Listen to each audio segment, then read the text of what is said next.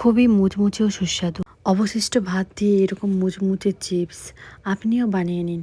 বাচ্চা থেকে বড় সবার পছন্দের এই চিপসটি বানানো খুবই সহজ। তো সবার প্রথম আমি এখানে নিয়ে নিয়েছি অবশিষ্ট ভাত। বেঁচে যাওয়া ভাত দিয়ে আমি এখানে এই চিপসটি বানাবো।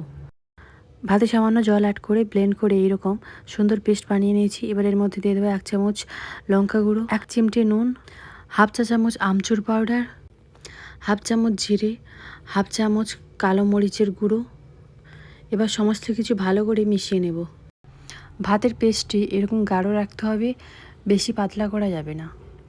এবার গ্যাস অন করে কড়াটি বসিয়ে দিয়েছি। এর মধ্যে দিয়ে দেবো হাফ চা চামচ অরিগানো। এটি হচ্ছে পাঁপড় খাড়। এই পাঁপড় খাড়কে গুঁড়ো করে 1 চামচ পাঁপড় খাড় এর মধ্যে দিয়ে দিলাম। এবার লো ফ্লেমে 10 মিনিট রান্না করে নেব। এইভাবে খুন্তি দিয়ে নেড়ে রাখতে হবে, না হলে কড়াই লেগে যাওয়ার চান্স থাকে। 10 মিনিটের মধ্যে 5 মিনিট ঢাকা লাগিয়ে রান্না করে নেব। এখন আমাদের খামিরটি তৈরি। এরকম অবস্থায় আমরা গ্যাস অফ করে কড়াটি গ্যাস থেকে নামিয়ে নেব। এবার একটি থালায় এইভাবে তেল বুলিয়ে নেব। এবার একটি পেপার নিয়ে নেব। পেপারটি এইভাবে ভাঁজ করে মুড়ে নেব এবং তার মাঝখানে চামচের সাহায্যে আস্তে আস্তে খামিরটি ঢেলে দেব। এইভাবে পেপারের মধ্যে সবটুকু সুন্দর করে ভরিয়ে নেব। এবার পেপারটিকে এক সাইডে আর করে এইভাবে খামিরটি এক সাইডে নিয়ে নিতে হবে।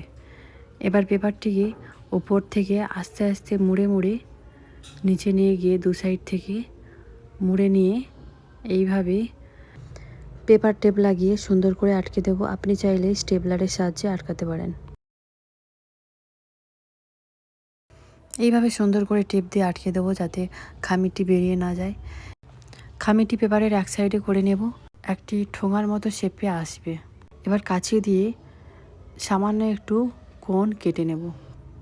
এবার তেল মাখিয়ে রাখা থালায় এইভাবে লম্বা লম্বা করে সুন্দর করে একটি শেপ দিয়ে দেবো। আপনারা এই কোণের সাহায্যে যে কোনো ডিজাইন তৈরি করতে পারেন।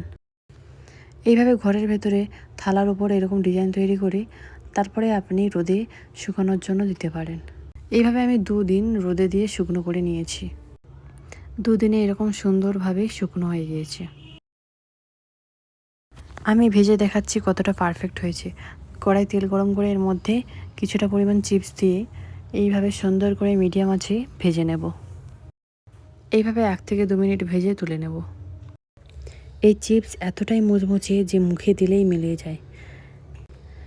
এই চিপস খেতে এতটাই সুস্বাদু যে একটা খেলে আরেকটা খেতে ইচ্ছা হবে। এই চিপস বাচ্চা থেকে বড় সবাই পছন্দ করবে। ফ্রেন্ডস, এইরকম নতুন নতুন ভিডিও দেখার জন্য চ্যানেলটি সাবস্ক্রাইব করে সঙ্গে থাকুন। Thank you.